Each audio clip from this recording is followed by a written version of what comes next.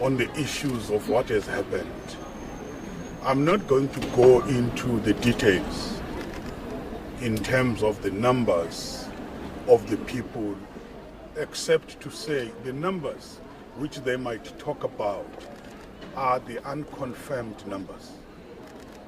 The unconfirmed numbers which we have been told is that there were 81 people in this particular site. So the number has changed from the original 75, which people were talking about.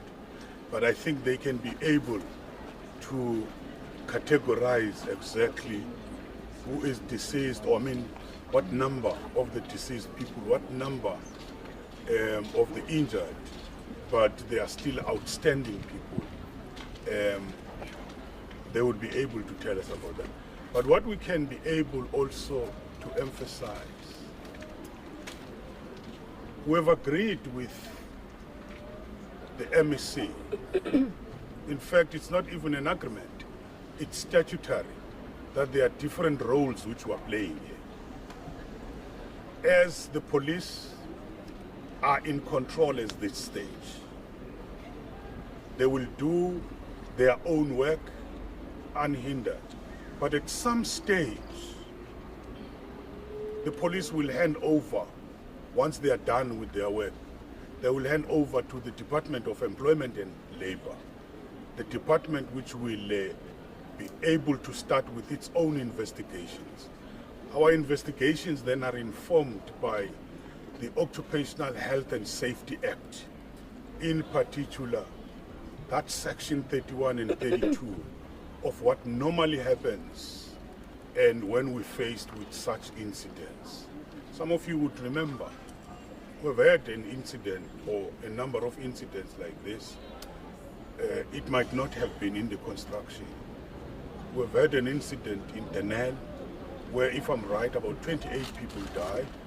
We had an incident in the farm in Worcester and so on. So, but the inspectors, we have our own inspector, Mr. David Esau.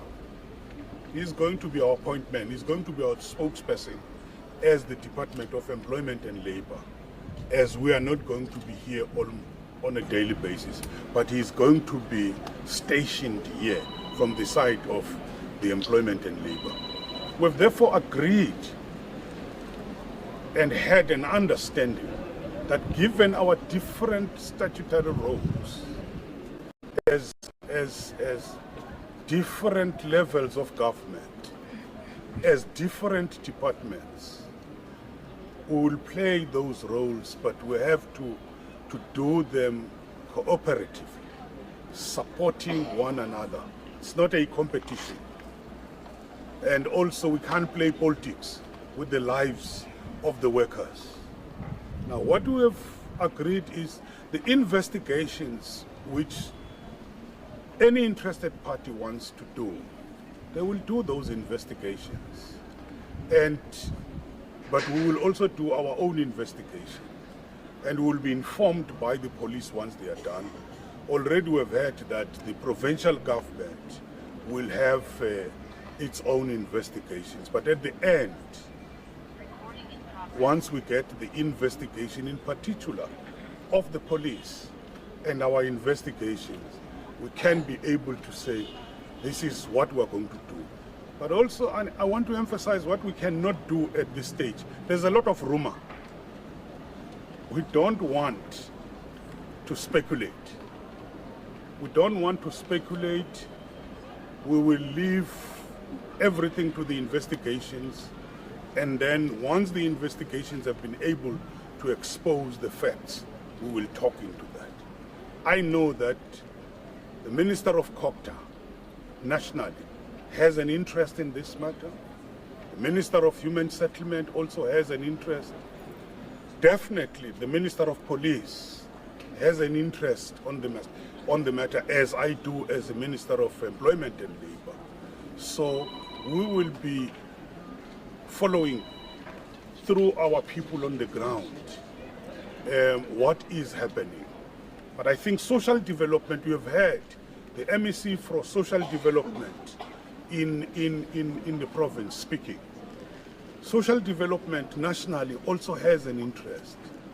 The last department which we think that has an interest, and we were informed by the MEC for Social Development, is going to be international relations, because we cannot be able to communicate with some of the families in terms of the language, especially when you talk Portuguese and you also talk the other languages. So we would need to talk to the various missions who are here in South Africa to send their people to be here, so that we can be able, as people are getting counseling, they are able to communicate properly with the families. So that's what I can say. This is a stage that we have to put our differences aside and just work. We know that it's election time. We can be able to say anything, but now it is about the disaster which has affected the poor workers, but also our responsibility. It is also about what we would call the social protection of these workers. We have the compensation we have to deal with through our COIDA, but we can only do that once everybody, or once all those people have been identified. Then that's what we can be able to do. I'm here today with a very heavy heart on what we've made an appeal, and we're going to continue making an appeal that those families are crying just for one thing, that as much as we're here as government, that's what the MEC told us, as much as we're here as government, they would love to talk to the employer, because that's the employer would engage their own relatives. It would be good that the employer, wherever he is, or the owners, whoever they are, that they are able to come and, from a moral point of view, to come and just talk to these families. That's where we are. But I'm going to allow first the MEC to say something, and then after that, I will allow the police. Can we ask you questions, please? No, before that. Thank you, Minister, and again, thank you for being here. Yes, you've stated it. It's with a very heavy heart that we all stand here, very anxious, because we still hope and pray that we can get people out alive. I think from my side, Minister, it's just very important to emphasize that this investigation through the different sectors and departments will be independent, and that's why I'm very grateful that it's different clusters that's going to do this investigation, so that we can ensure and make sure that this investigation is independent, and that we will not leave any stone untouched to get to the bottom of this, and the people responsible will be held accountable. We can assure the public that. Thank you very much. Thank you very much, Minister, members of the media, to the families of the departed, to those that are in hospital recovering, to those that we have still not recovered. Minister, I think you have covered it all. We want to send our heartfelt condolences to those that have departed and the families wherever they are.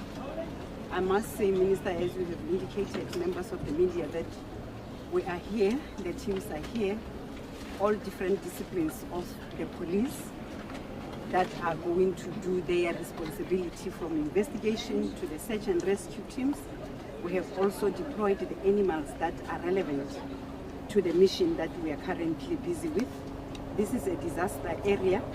It is a crime scene because people have perished, and we are continuing to do our investigation and continue to do so until we have retrieved the last person. Either saved, recovered, or retrieved in whatever form. That is the commitment that we are doing. We have Minister Samond, the resources from Pretoria, from Eastern Cape, which is closer to the Cape Town, and from other parts of Cape Town, just to make sure that there is no fatigue on the resources that are here, so that we can have shifts and we are working 24 hours. The investigation is underway and will allow the investigators to do so until they have concluded, and as the Minister have indicated, and hand over the crime scene to the relevant department to do the necessary. Thank you very much. Thank you, colleagues. I'm going to allow for questions, and please let us not be selfish and have 5 questions. We can just have 2 questions each. So, show of hands. 1, 2, She was very 3, desperate. 4. Yeah, right from the beginning. Yeah. Yes. So we can go 1, 2, 3, 4 in this order. I'll come this side. Okay, I've noted. We'll start here in front. 1, 2, 3, 4. Yes. All right. Minister Sipa Kema from Newsroom Africa. I just want to touch on, I know you're saying let's clear out the speculations, let's stop with that, but I do understand you will be waiting for SAPS's investigation, but I do believe some of the officials have been on site from Tuesday already. So what information have you conducted? I mean, I do believe that some of the information that came from the labor inspectors were the additional numbers that we're seeing today, which is 81 instead of the 75. So just tell us about some of the what you have found with your investigations thus far. Well, what we did was to secure the records. We've not started the actual investigation, just to secure the records, because it's part of our protocol to ensure that in a site like this, no records must disappear. That's what we have secured. And in terms of the records, when we're reconciling the numbers which people were talking about, with the records we have, we came to the 81 of the people who were in this site. We're just still at that particular stage. Nothing more we can be able to say. Sorry, can I just touch on, I know, sorry. I said 2 questions. It was only. one, it was okay. I heard a minister that you were asking, or rather it was sounding like an announcement to the owners. So has the department not met with the company as of yet? Thus far, in terms of what have been briefed, not yet. We do not know where they are. Thank you. Next question. Hi, Minister. Marvin from News 24. Minister, we've spoken to a lot of family members and many of them are foreign nationals. Are you concerned about that, and will your investigation be looking into it? And do you have any timelines perhaps on when this investigation will be wrapped up? When we're dealing with a matter as sensitive as this, you can't put the timeline, because you have to dig deep. So some of the investigations have taken us 6 months, some a year or even more. But let's allow for those investigations, because sometimes, depending on the evidence which we get, they can implicate people. That's why we have to be meticulous in our processes. And I guess it's the same thing that we don't know when the police are going to be able to hand over the site to us. And we can't even say this is the start and the end date. So we will leave it there. But also, you know that we've been talking about this issue of the foreign nationals. But at this stage, it's not about foreign nationals or the nationals. It is about the human beings. Human beings who have the rights, whose rights are supposed to be protected, regardless of their status, regardless of their nationality. We have raised the concerns how some of the employers have preferred the foreign nationals. Just because they are cheap labor, they are just desperate people who will take any job. They will be able to undermine the labor laws, the basic conditions of your employment, and grab the people. Some of them documented, some of them undocumented. But we are not on that issue now. Here we're dealing with a disaster. We need to help those families. And we need to make sure that those who are injured, they are taken care of, to make sure that all of them, in terms of the social protection, they are able to get what they are supposed to get. And we always say the workers' rights are also human rights. Minister, just in terms of the point that a lot of the victims were foreign nationals. Which foreign missions are you approaching? At the moment, we are going to approach in terms of the briefing, and we'll do it through the International Relations Department. We can't do it ourselves because those protocols must be respected. We are going to be approaching the Mozambicans. We are going to be approaching the Malawians. Am I right, Deputy Commissioner? And Zimbabwe, yes. Thank you, colleagues. Can we move a bit so that we can allow these colleagues? I just want to please clarify as well from the Western Cape government with regards to the you mentioned that you don't know where they are. Has the Western Cape government managed to contact them? Who are we exactly searching for? You say you don't know where they are. Do you know who exactly it is? Have you contacted them? Are they on the run? Please clarify this. Where's David? David is here. No, he'll respond. Thanks, Minister. Yes. David, this is David Essa. Yes. He's our chief inspector, and who has been dealing with the situation here in the Western Cape. He can be able to clarify this question. Thank you and good afternoon.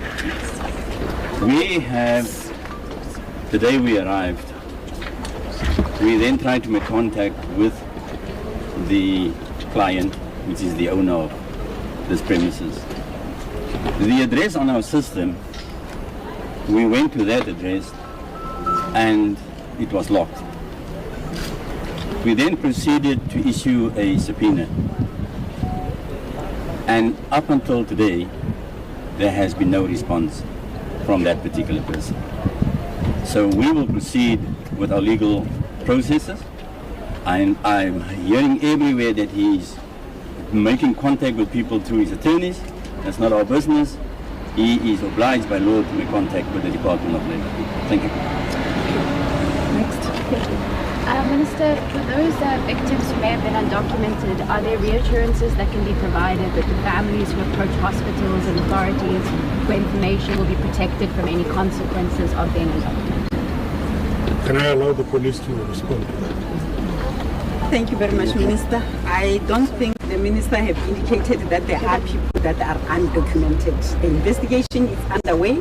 We cannot at this stage confirm that there are undocumented people amongst those that were retrieved, amongst those that were rescued. So we cannot at this stage confirm the undocumented people. Thank you. I have a question. Minister, is this an operation of rescue or is it an operation of recovery? Or is it both? That's any. Let's allow the disaster to say something, the leader of the disaster team. Yes, at this point, to answer your question first, we are still looking for survivors. So it will stay rescue all along. Although we're going to harder measures now in terms of the recovery to speed up the processes, but we have to always consider the safety of our people out here, the rescue workers as well. But it will stay, I always pray, until the last day, that we do get people, that we can still get people alive in this. So the answer is very simple. Given the fact that there were fatalities and what happened here, the first stage is this rescue stage which he's talking about, and try and recover what you can be able to. And then that's why our investigations are delayed. We can't start with those investigations until this team, together with the police are very central to this, have been able to say, we've been able to do this, we're satisfied with ourselves, then they can hand over to the other. But let's allow the Deputy Commissioner to say something. To reiterate the response that was given earlier, it will remain the rescue operation. There are international standards. I think as the media we can attest to the fact that there was a disaster incident that happened in Turkey.